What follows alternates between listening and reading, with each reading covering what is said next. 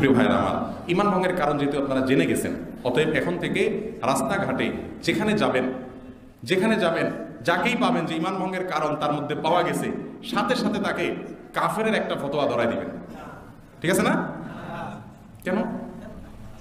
ঈমান ভঙ্গের কারণ তো জেনে গেছেন, তাহলে ফতোয়া দিতে সমস্যা কোথায়?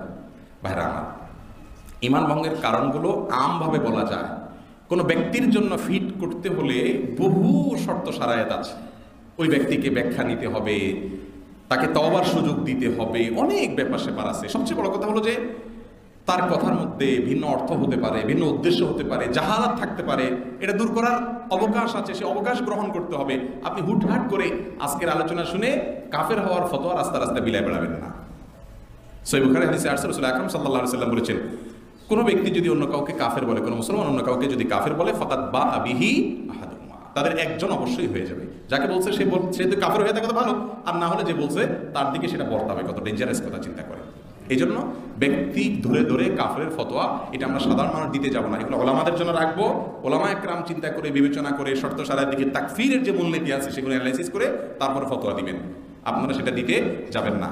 আজকাল ওয়াজ আমরা নিজের জন্য শুনি না, অন্য